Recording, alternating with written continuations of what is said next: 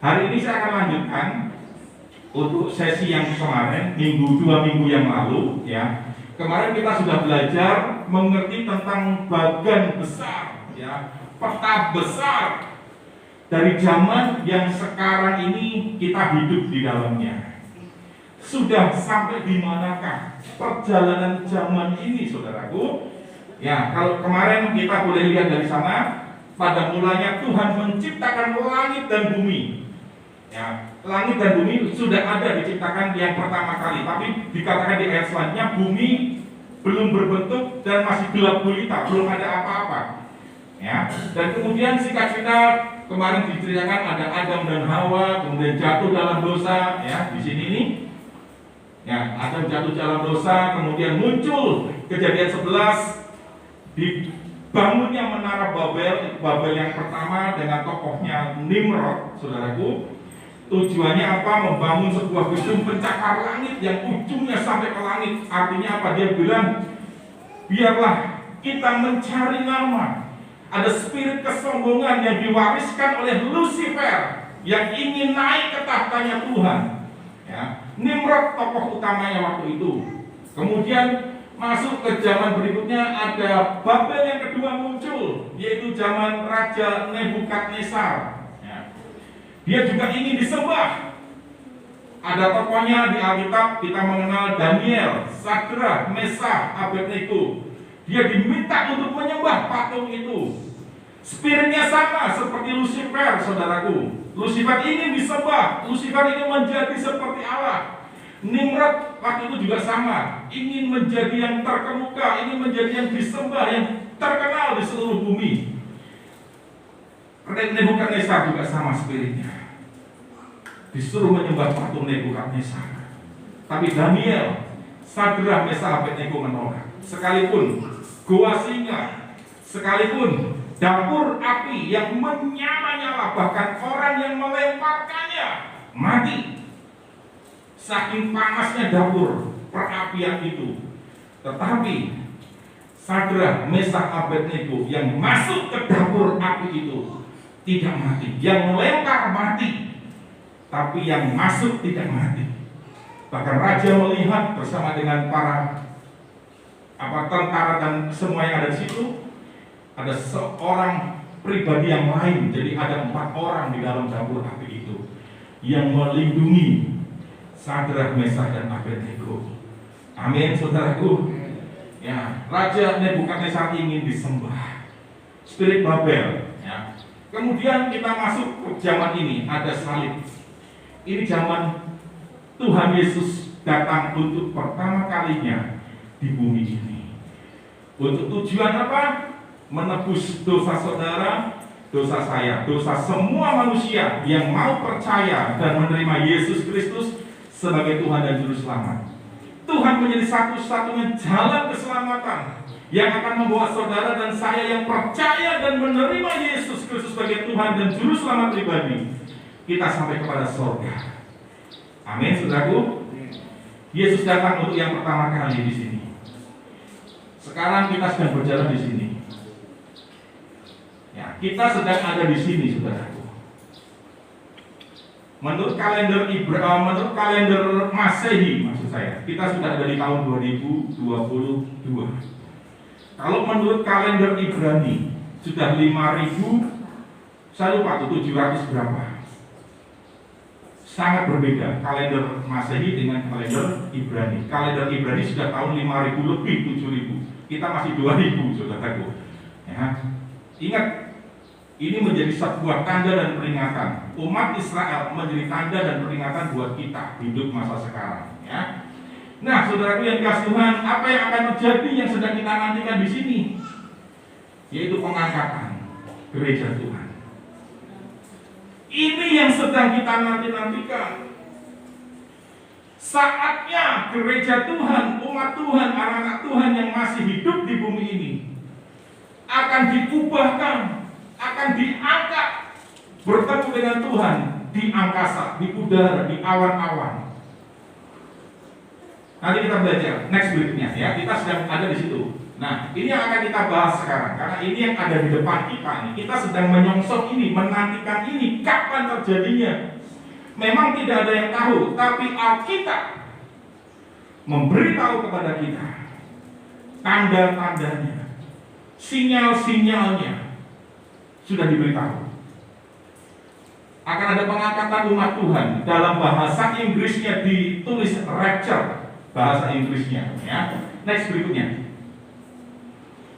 Nah, kita lihat dalam Titus ya, Titus pasal 2 ayat 11 dikatakan begini, karena kasih karunia Allah, garis bawah ya.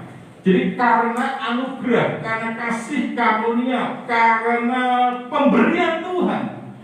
Jadi bukan karena perbuatan kita, bukan karena jasa kita, bukan, tapi semua semata-mata karena kasih karunia, kemurahan Allah yang menyelamatkan semua manusia sudah nyata. Ia, maksudnya ia itu adalah kasih karunia itu. Ia itu bukan menuju kepada sosok pribadi Yesusnya, bukan, tapi mengacu kepada kasih karunia itu, ya, mendidik kita. Nah, kenapa Tuhan berkasih karunia kepada saudara dan saya? Karena dengan kasih karunia itu Tuhan mau kita itu dididik. Kita itu Tuhan mau kita meninggalkan kefasikan, meninggalkan keinginan-keinginan duniawi, supaya kita hidup bijaksana, adil, dan beribadah dalam dunia sekarang ini. Perhatikan ya, ada tujuan, ada maksud utama yang sangat penting dari kasih karunia Tuhan yang menyelamatkan kita. Dengan kita diselamatkan, Tuhan mau semuanya itu mendorong kita, memotivasi kita untuk hidup benar, untuk hidup sesuai dengan kehendak Tuhan, hidup selaras dengan keinginan Tuhan, beribadah di dalam dunia yang sekarang ini. Ini semua mendidik kita. Kasih karunia itu untuk mendidik kita, mengajar kita. Kasih karunia kebaikan Tuhan bukan untuk kesempatan buat saudara dan saya berbuat dosa, bukan. Gampangnya begini saudaraku, kemudahan-kemudahan yang Tuhan berikan kepada kita, anugerah yang Tuhan berikan kepada kita, jangan dipakai untuk sembarangan, kira-kira begitu. Karena anugerah itu mahal, jangan dipakai untuk sembarangan. Paulus berkata, jangan engkau menyia-nyiakan kasih karunia Allah. Amin. Di sini saudaraku menangkap semuanya. Amin. Jadi apa yang Tuhan berikan kemudahan, jangan kita sepelekan. Banyak manusia cenderung kalau dikasih kemudahan menyepelekan. Kalau dikasih yang katakanlah dalam bahasa sekarang lah, yang dalam bahasa bisnis lah, gratis, kita sembarangan. Halo, benar saudaraku? Fakta ini benar? Ya, kecenderungan manusia gitu. Kalau dikasih kemudahan, dikasih yang gratis, malah menyepelekan. Malah setelah menerima, gak dirawat, gak dipelihara, karena dianggapnya gratis ini, gampang ini. Tapi beda kalau saudara mendapatkannya dengan sebuah perjuangan. Nah, maksud Tuhan, kasih karunia itu diberikan bukan supaya saudara dan saya itu menyepelekan atau menganggap sepi, akhirnya hidup sembarangan, bukan. Tapi perhatikan, justru mendidik kita, memotivasi kita. Ayat 13, dengan menantikan penggenapan pengharapan kita yang penuh bahagia. Nah ini, ada pengharapan yang penuh bahagia. Saudara punya pengharapan, kita punya pengharapan yang penuh kebahagiaan. Apa pengharapan kita? Menyambut kedatangan Yesus itu. Dikatakan, dan penyataan kemuliaan Allah yang maha besar dan juru selamat kita Yesus Kristus. Ini alat pendahuluan kita. Ya, jadi ada pengharapan yang penuh bahagia dan penyataan kemuliaan Allah. Jadi kesimpulan di awal seperti ini. Rapture, pengangkatan gereja Tuhan, itu adalah bagi kita, bagi saudara dan saya adalah sebuah pengharapan. Harapan itu sebuah yang kita nanti-nantikan. Tetapi bagi Tuhan itu sebuah pernyataan kemuliaan Allah. Tuhan akan menyatakan kemuliaannya kepada saudara dan saya. Janjinya Tuhan genapi bahwa Dia akan datang kembali setelah Dia menyiapkan rumah bagi kita. Kita akan dibawa kepada tempat di mana Yesus berada, kita berada. Ya, jadi sekali lagi rapture, pengangkatan itu merupakan pengharapan bagi kita, ya, di mana melalui peristiwa pengangkatan itu gereja, saudara dan saya dijauhkan, diluputkan dari aniaya besar yang akan melanda seluruh bumi. Jadi saudara sekarang sudah mengerti step ini, bagian ini. Oh ya, tujuan dari Tuhan mengangkat kita supaya kita diluputkan dari masa aniaya besar, masa kesusahan besar. Kasih karunia-Nya menyelamatkan kita dari dosa, dan kemudian dididiklah kita oleh kasih karunia itu, dan pada harinya kita akan diangkat supaya masa kesusahan besar itu kita tidak mengalami, kita diselamatkan dari masa kesusahan besar. Menyelamatkan kita dari dosa, menyelamatkan kita dari masa kesusahan besar. Masa antikris yang akan menyatakan dirinya, Babel yang ketiga akan muncul. Tokohnya belum tahu, tapi disebut dengan istilah antikris, antikristus, orang yang anti dengan Kristus, orang yang melawan, memberontak kepada Yesus Kristus. Spirit Lucifer lagi yang tadi di ujung sana. Lucifer ingin memberontak, ingin merebut tahta Yesus Allah. Dia ingin yang disembah. Antikris Babel yang ketiga juga sama. Alkitab sudah menulis dia akan masuk ke bait Allah, dan dia akan menyatakan dirinya sebagai Mesias, dan dia ingin semua orang menyembah dia. Spiritnya sama, dari sejak Lucifer sampai Nimrod, sampai Nebukadnezar, sampai Antikris. Spiritnya sama. Next berikutnya. Nah, kita ini sedang hidup di akhir dari akhir zaman. Bukan hanya di akhir zaman, tapi akhir dari akhir zaman. Saudara sedang ada di sini, ya. Dan peristiwa utama yang terjadi pada zaman di mana kita hidup sekarang adalah kedatangan Kristus kembali ke bumi. Itu pasti terjadi. Dasar ayatnya Yohanes 14 ayat 1 sampai 3. Itu dasarnya. Kita pegang janji Tuhan. Nah, tapi tentang saat waktu kedatangan Yesus tidak seorang pun yang tahu. Alkitab menulis Matius 24:36 dasar firman-Nya. Nah, tetapi karena itu, saudaraku, karena kita nggak tahu kapan waktunya datang Yesus itu, jam berapa, hari apa, tahun berapa, kita nggak tahu. Makanya buat kita, saudara dan saya, kita tidak usah menjadi tim perencana. Bagian kita bukan merencanakan untuk menyambut kedatangan Yesus itu, bukan. Artinya gini, ada orang-orang, kalau saudara ikutin pemberitaan yang lalu, ada sebuah sekte di Bandung waktu itu, yang mengatakan bahwa tanggal sekian, bulan sekian, tahun sekian, saya lupa tanggalnya begitu, ya. Yesus akan datang, kita akan rapture. Sehingga mereka akhirnya ada yang menjual hartanya, dijual rumah apa dijual, dan dia berkumpul di satu tempat. Dia merencanakan, dia menjadi tim perencana. Akhirnya di hari yang ditentukan itu, yang diucapkan itu, bukan Yesus yang datang, polisi yang datang menjemput mereka. Kita nggak perlu menjadi tim perencana seperti itu. Jalani hidup secara normal, Saudara cukup menjadi tim penyambutan. Menyambut artinya dengan cara hidup kita itu. Cara hidup kita tata, cara hidup kita sesuai dengan firman Tuhan, hidup benar, melakukan kehendak Tuhan, taat, setia, itu lakukan. Ibadah tadi yang kasih karunia yang mendidik kita itu, ikuti aja didikan dari kasih karunia itu, ikutin aja. Itu cara kita menyambut Tuhan, Yesus kedatangannya, ya. Untuk itu kita harus mengetahui tanda-tanda zaman yang mendahului kedatangan Kristus kembali agar kita selalu berjaga-jaga.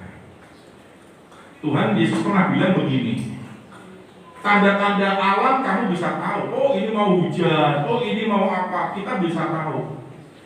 Tetapi kenapa untuk tanda kedatangan Tuhan kita nggak mau tahu? Kita nggak tahu.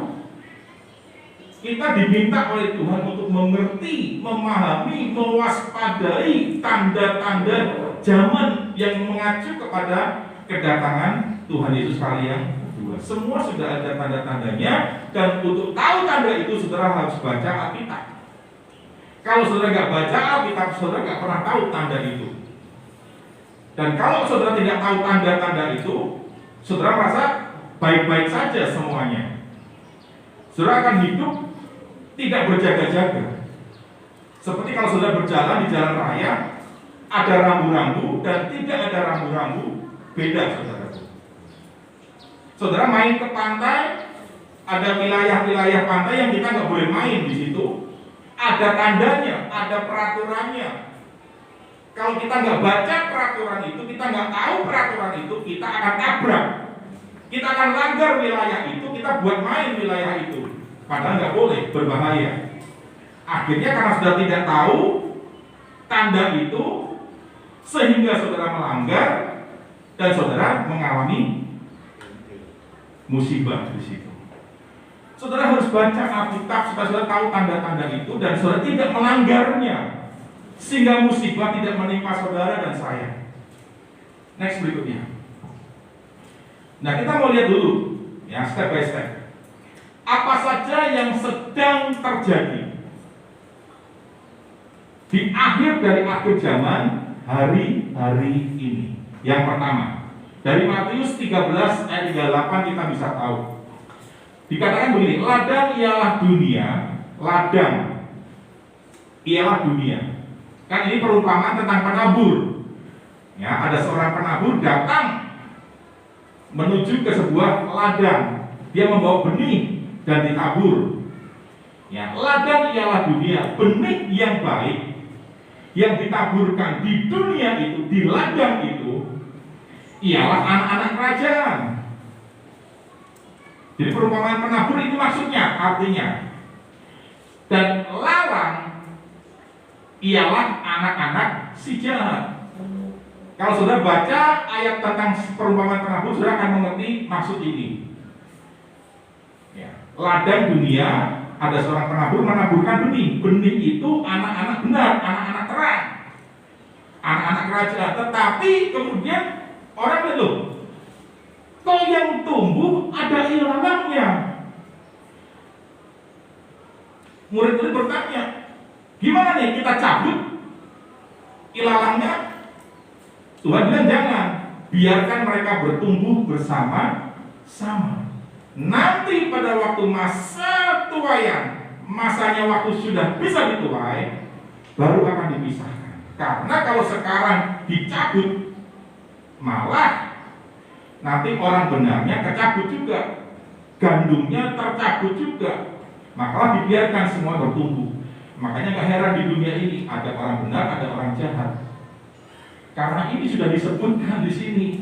Mungkin sudah bertanya, kok di dunia ini ada orang jahat, ada orang benar? Iya, karena si jahat itu juga menabur ilalang itu. Nah, lihat ya, musuh yang menaburkan benih lalang ialah iblis. Iblis ikut-ikutan nabur, tapi naburnya bukan gandum, ilalang, yaitu orang-orang jahat tadi. Nah, waktu menuai ialah akhir zaman. Nah, dan para penuai adalah malaikat. Saudara yang dikasih Tuhan, lihat pada akhir dari akhir zaman, hari-hari ini sedang ada yang namanya waktu menuai. Ini adalah waktu penuaian. Makanya dikatakan ini waktunya penuaian jiwa yang terbesar dan yang terakhir sedang terjadi. Kalau saudara ikuti berita-berita hari-hari ini di media sosial, ya, di YouTube juga, saudara bisa tahu banyak penuaian terjadi di wilayah-wilayah di Indonesia. Besar-besaran, saudara. Dan ini yang kita doakan. Tidak ada yang mustahil terjadi juga di Kalijati. Amin, saudaraku. Tidak ada yang mustahil. Kalau di tempat lain masih di Indonesia terjadi besar-besaran, berbondong-bondong orang datang kepada Yesus, memberi diri dibaptis. Doa saudara dan saya, Kalijati dan sekitarnya juga mengalami hal yang sama. Ada lawatan Roh Kudus, ada tuaian yang besar. Yang mengerti katakan amin. Yang mau katakan amin. Amin. Yang percaya katakan amin. Amin. Tepuk tangan buat Tuhan Yesus. Haleluya. Next berikutnya. Nah, inilah akhir dari akhir zaman adalah waktu menuai. Klik lagi satu. Matius 13, ya. Lihat, lalang dikumpulkan, dibakar. Jadi waktu penuaian sekarang ini sedang dipisahkan, ya, antara lalang dan gandum. Kalau saudara lalang, nah perhatikan nih, kok bisa saudara? Ya, maka saudara akan dikumpulkan, dibakar dalam api. Ini neraka. Demikian juga pada akhir zaman malaikat akan datang memisahkan orang jahat dari orang benar, lalu mencampakkan orang jahat ke dapur api neraka. Di sanalah akan terdapat ratapan dan retak gigi. Neraka itu real, nyata, ada. Kalau saudara dalam proses perjalanan rohani ini menjadi orang jahat, ya, melanggar, tidak melakukan perintah Tuhan, ingat, aku tidak mengenal engkau, engkau pembuat kejahatan, padahal dia berseru-seru kepada Tuhan, Tuhan, aku ini melayani engkau, aku buat mujizat, aku sembuhkan yang sakit, aku bangkitkan yang mati. Tapi Tuhan bilang, aku tidak kenal kamu. Ngeri, saudaraku. Kok bisa? Tuhan bilang, engkau pembuat kejahatan. Kenapa demikian? Waktu saya pelajari, saudaraku, waktu saya belajar, saya mendapati pembuat kejahatan itu bahasa aslinya adalah anomia. Artinya apa anomia itu? Anomia artinya hidup tanpa aturan. Orang yang hidup tanpa aturan, tidak mau diatur, tidak mau ikuti peraturan, itu pembuat kejahatan. Jadi apapun, baik itu usaha, baik itu sekolah, studi, baik itu dalam hal rohani, seluruh aspek kita harus ada aturan, harus ada peraturan. Gak bisa kita bilang, mungkin kita punya bisnis, punya usaha, gak bisa kita bilang, gak usah perlu ada aturan. Gak bisa, saudaraku, ya kan? Dalam hal rohani kita juga gak bisa bilang, ngapain sih ada aturan-aturan begitu? Gak bisa. Karena kalau kita gak sukai aturan itu dan kita tidak hidup dalam aturan itu, Tuhan bilang akan membuat kejahatan. Ngeri, saudaraku. Maka perlu kalau saudara belajar Alkitab, baca Alkitab, saudara juga pelajari tekstualnya. Arti teksnya apa? Saudara lihat dalam bahasa aslinya, saudara, ada banyak aplikasi yang membantu saudara. Bayangkan pembuat kejahatan, kalau saudara nggak lihat konteks bahasa aslinya, artinya apa? Saudara anggap orang yang membuat kejahatan adalah orang yang membunuh, orang yang mencuri, orang yang berzina, orang yang apa? Pembuat kejahatan dalam pikiran kita seperti itu, tetapi dalam konteks tekstualnya Ternyata anomia artinya orang yang gak suka aturan, orang yang hidup tanpa aturan. Pembuat kejahatan, saudaraku, itu termasuk ini lalang itu. Alkitab juga mengatakan begini, Tuhan mencampakkan anak-anak kerajaan. Wih, ngeri gak saudaraku? Anak-anak kerajaan kok dicampakkan ke dalam neraka, tempat yang penuh ratap dan retak gigi. Ini warning loh buat kita, saudaraku. Tapi Tuhan bilang engkau pembuat kejahatan, itu udah warning. Sekalipun melayani. Saya pun, ini buat peringatan buat saya, sekalipun saya berkhotbah, saya mengajar, tapi kalau saya nggak suka dengan aturan, saya pembuat kejahatan, saudara. Dan Tuhan bisa berkata, aku nggak kenal engkau. Bisa seperti itu, nggak jaminan. Yang kedua, anak kerajaan dicampakkan. Jadi jangan merasa saudara, fine-fine aja, baik-baik aja. Saya sudah jadi anak Tuhan, hidup sembarangan pun nggak apa-apa, hidup tanpa aturan pun nggak apa-apa. Jangan sembarangan, saudaraku. Sekarang saudara sudah dengar kebenaran ini, waspadalah, waspadalah. Yang mau katakan amin. Ya. Retak gigi, nggak enak, saudaraku. Next berikutnya. Ada waktu pemisahan. Sekarang sedang dipisahkan. Yang mana domba, yang mana kambing, yang mana gandum, yang mana ilalang, dipisahkan. Makanya yang benar berbuat benar, yang kudus berbuat kudus, yang jahat semakin jahat,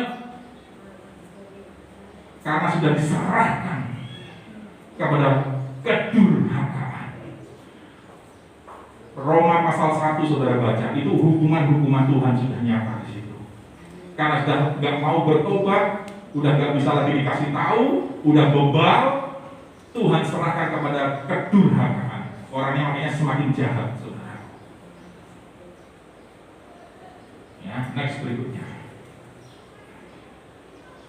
Yesus yang terangkat ke surga, saya langsung ke bagian ini ya, akan datang kembali dengan cara yang sama. 2 minggu yang lalu sudah saya sampaikan, Yohanes 14, aku akan datang kembali membawa kamu ke tempatku. Ini janji Tuhan. Waktu Tuhan naik, Tuhan bilang, Yesus yang terangkat ini akan kembali lagi dengan cara yang sama, diperkuat lagi. Yohanes 14, aku akan datang kembali membawa kamu ke tempatku. Next berikutnya. Ya, akhir dari akhir zaman adalah waktu di mana Yesus Kristus datang kembali dan mengangkat Kristen gandum, mengangkat Kristen yang murid, dan mengangkat Kristen yang domba. Inilah kriteria orang-orang yang akan diangkat: Kristen gandum, Kristen murid, dan Kristen domba. Tidak semuanya ini domba. Ada yang kambing. Bukan di sini, di luar sana. Ya, orang-orang Kristen bukan hanya Kristen domba, tapi ada yang jadi Kristen kambing. Kristen kambing itu sukanya sendiri, nggak mau digembalakan. Kalau domba kan, spirit domba itu mau digembalakan, mau dengar suara gembalanya, mau didengar. Itu domba. Baca Yohanes 10. Domba itu mengenal suara gembalanya. Sekali lagi ya, domba itu mendengar, tahu ini suara gembalanya. Di sana di Timur Tengah pernah diadakan uji coba. Di sebuah padang pengembalaan domba, ada orang asing datang mencoba mengambil domba-domba itu. Wih, wih, wih. Dengan gaya mereka, dombanya cuek. Beberapa orang dicoba, dombanya nggak ada yang datang. Tapi ketika gembalanya datang, wih, wih, dombanya langsung bergerak, datang ke gembala itu. Haleluya.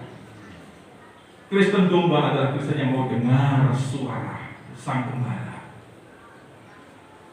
Yesus Kristus Tuhan, Gembala agung kita. Amin. Saudara dengar nggak Alkitab? Firman Tuhan saudara dengar nggak? Khotbah saudara dengar nggak? Saudara lakukan nggak? Kalau domba pasti kerjakan itu. Kalau kambing, dia malah seruduk itu firman. Firman ini bukan buat saya. Ini buat orang lain. Dibuang saudaraku. Ditanduk tuh firmannya. Itu kambing. Banyak gak? Yang begitu banyak ya saudaraku. Banyak. Ya kan? Hati-hati, jangan sampai jadi Kristen kambing. Tidak semuanya murid. Tidak semua murid. Orang Kristen banyak yang nggak mau jadi murid, banyak.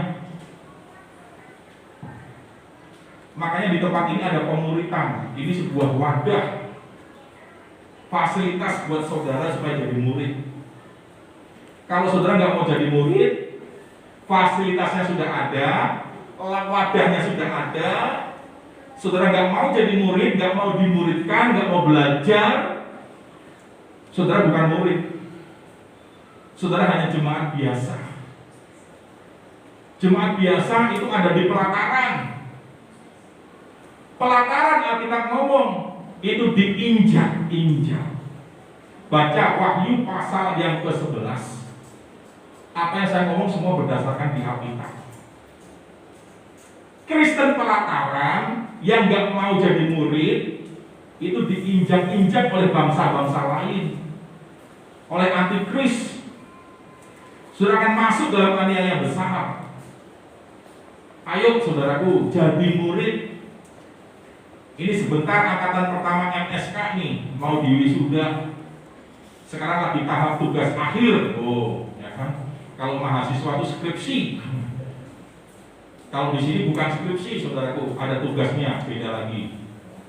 Mau nggak menuntaskan MSK 1 angkatan pertama sampai di wisuda? Mau nggak taat mengerjakan proyek ketaatannya? Nanti setelah ini di wisuda, jadi murid nih.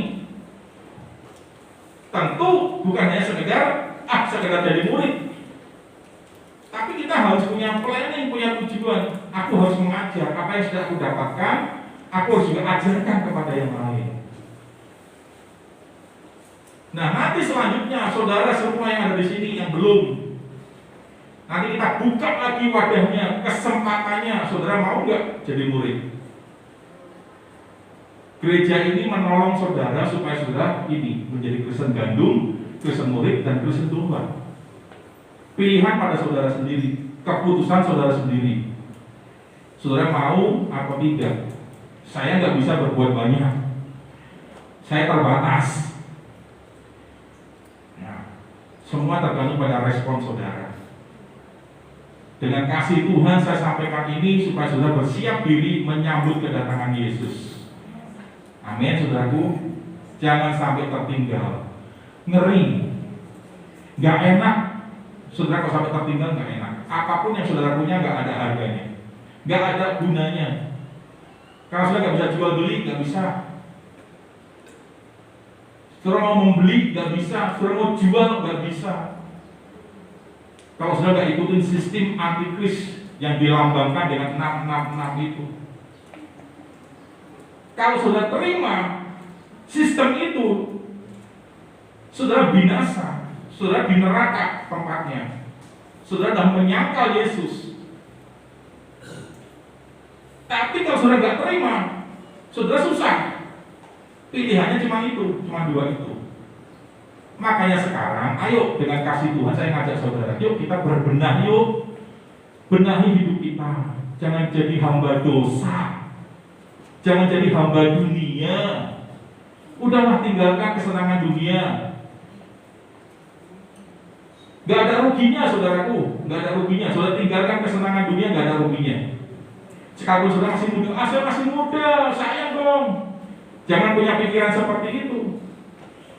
Justru masa muda kita pakai untuk Tuhan. Anak-anak mudanya nggak ada yang amin. Justru kita yang merasa masih muda, pakai masa mudamu untuk Tuhan. Nah, gitu. Tepuk tangan buat Tuhan Yesus. Next berikutnya. Langsung saja klik sekali lagi. Nah, dari akhir zaman, waktu terjadinya hari pencobaan, kesusahan besar yang akan melanda seluruh dunia. Ada waktu penuaian, ada waktu pemisahan, ya, ada waktu terjadinya kesusahan besar. Yang tadi saya katakan antikris akan muncul, Babel yang ketiga. Next berikutnya, Wahyu, ya. Karena engkau menuruti firman-Ku ini, tekun menantikan Tuhan, janji Tuhan, aku akan melindungi engkau dari hari pencobaan yang akan datang atas seluruh dunia. Dengan cara apa? Dengan cara kita diangkat. Aku datang segera. Barang siapa menang, ia akan kujadikan soko guru. Amin, saudaraku. Next berikutnya. Nah, sekarang sudah mendekati tentang rapture itu, ya. Perhatikan. Kedatangan Tuhan Yesus yang ada di depan kita itu ada 2 tahap. Cerna dulu, saudara. Ada 2 tahap. Dari mana kita bisa tahu? Saya tunjukkan ini. Dalam Yohanes 14 dikatakan Yesus akan datang untuk umatnya. Tetapi dalam Yudas 1 ayat 14, Yesus akan datang dengan orang-orang kudusnya. Kok beda? Apakah Alkitab salah? Tidak.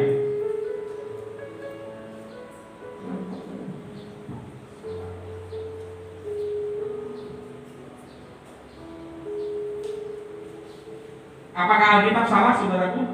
Tidak. Yang satu bilang datang dengan umatnya, datang untuk umatnya. Tetapi di Yudas berkata datang dengan umatnya, dengan orang-orang kudusnya. Nah, inilah ada 2 tahap. Tahap kedatangan yang pertama itu rapture tadi, untuk umatnya, untuk saudara dan saya, untuk mengangkat. Setelah diangkat, terjadi masa kesusahan besar, antikris memerintah di situ 7 tahun lamanya. Baru nanti setelah antikris itu selesai pemerintahan 7 tahun, itulah kedatangan Yesus yang tahap kedua, yaitu apa? Dengan orang-orang kudusnya. Siapa orang-orang kudusnya? Ya, yang sudah diangkat tadi. Jadi nanti ketika saudara diangkat, 7 tahun masa aniaya di bumi selesai, Tuhan akan mengajak saudara dan saya, yuk datang lagi ke bumi. Tapi sudah berbeda bentuknya, dengan tubuh kemuliaan. Seperti Yesus bangkit dari kematian, tubuh kemuliaan. Nanti kita lihat ada slide-nya. Seperti apa tubuh kemuliaan itu? Ia akan datang seperti pencuri pada malam hari. Tapi Wahyu pasal 1 dikatakan ia akan datang dengan awan-awan dan setiap mata akan melihat dia. Ini yang rapture. Ya. Tuhan datang di awan-awan. Tapi tahap yang kedua, yang bersama dengan kita yang sudah diangkat, Tuhan akan menjejakkan kakinya di bukit Zaitun, menginjak bumi. Untuk apa? Untuk memusnahkan antikris, untuk mengalahkan antikris, menghancurkan pemerintahan antikris, untuk diganti dengan pemerintahan kerajaan 1000 tahun damai. Nanti sampai di situ. Ya, jadi saya gambarkan tentang kedatangan Tuhan Yesus pada 2 tahap. kedatangan Yesus yang kedua itu 2 tahap. Rapture untuk umatnya, dan nanti second coming yaitu menghancurkan antikris bersama dengan kita yang sudah diangkat. Sampai di sini jelas? Kalau ada yang tidak jelas, catat dulu. Tanya apa, catat. Nanti next berikutnya nanti tanyakan. Ketika saya mengajar begini, sudah muncul sebuah pertanyaan, catat dulu aja. Amin, catat dulu aja. Simpen dulu, nanti ada waktunya, saudara bisa bertanya. Next berikutnya. Nah, ini ya tahap pertama, tersembunyi sifatnya. Tahap pertama tidak dilihat oleh semua orang, kecuali oleh orang percaya yang akan mengalami pengangkatan, yaitu murid.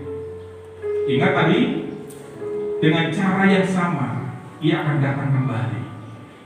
Artinya yang melihat Yesus naik adalah murid, maka yang melihat Yesus datang adalah murid. Jadi murid, saudara. Jadilah murid. Bilang kiri kanan dulu, ayo jadi murid. Saya serius ngomong, saudaraku. Saudara harus jadi murid. Buktinya apa? Saudara ikut MSK. Tunggu selesai ini wisuda dulu. Saya tuntaskan dulu. Rencananya Paskah nanti kita kasih momen Paskah untuk wisuda. Setelah ini selesai, kita buka lagi angkatan kedua. Itu kesempatan saudara jadi murid. Kalau saudara lewatkan, saya nggak tahu. Saudara kasih bolanya kepada saudara. Hari-hari jangan main-main, saudara, dengan hidup saudara. Kalaupun Tuhan belum datang, tapi hidup kita nggak pernah tahu kapan selesainya. Amin. Bisa 1 menit kemudian kita sudah mati, bisa. Dan ingat ketika kita mati hingga ikut pengangkatan, pintu anugerah sudah tertutup. Saudara nggak mungkin lagi Tuhan ampuni saya, nggak bisa. Udah terima konsekuensinya di situ.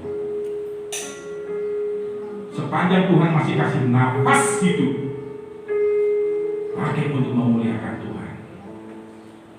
Saudara bersukacita dengar berita ini? Apa ditanduk? Apa sudah terima? Kembali kepada saudara masing-masing. Seperti pencuri, tahap pertama itu berarti rapture ya. Tuhan datang di awan-awan untuk umatnya. Sifatnya tersembunyi, artinya hanya orang percaya, hanya murid yang bisa melihat. Yang kedua, sifatnya seperti pencuri, artinya tidak seorang pun mengetahui waktunya datangnya kapan. Tapi kedatangan Tuhan seperti pencuri bagi orang yang hidup dalam kegelapan. Buat kita anak-anak terang, kedatangan Yesus tidak seperti pencuri. Saya ulang, ini penting. Firman Tuhan seperti pencuri datangnya itu berlaku buat orang-orang yang hidup dalam kegelapan. Ada ayatnya. Apa yang saya ngomong ada ayatnya. Tetapi bagi kita orang-orang anak-anak terang, Tuhan tidak datang seperti pencuri. Buktinya apa? Saya kasih bukti. Firman Tuhan bilang begini. Kedatangan anak manusia kelak sama halnya pada masa zaman Nuh. Kedatangan Yesus sama seperti zaman Nuh. Apa korelasinya, hubungannya?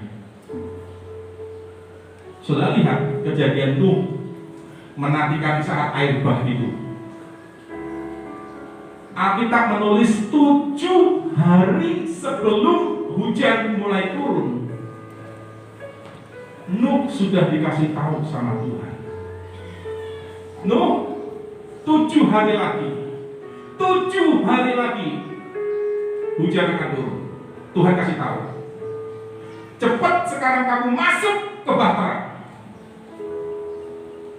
Mereka masuk dalam bahtera. cuma 8 orang. Berapa orang saudaraku? Yang masuk bahtera cuma 8 orang. Padahal Nuh khotbah, Nuh memberitakan kebenaran 100 tahun lebih, hanya 8 yang selamat. Saya berdoa jangan sampai itu terjadi di jemaat Tuhan di sini. Saya khotbah mungkin sampai berbusa-busa, sampai mencucurkan mungkin air mata, hanya sedikit yang masuk bahtera. Jangan sampai. Saya berdoa semuanya masuk bahtera. Tapi sudah harus jadi murid, harus jadi domba, harus jadi gandum. Katakan yes.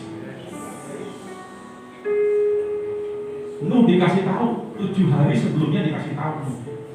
Saya percaya seperti halnya zaman Nuh, saudara yang hidup seperti Nuh, hidup benar di hadapan Tuhan, Tuhan kasih tahu saudara, aku akan datang, cepat masuk bahtera. Amin.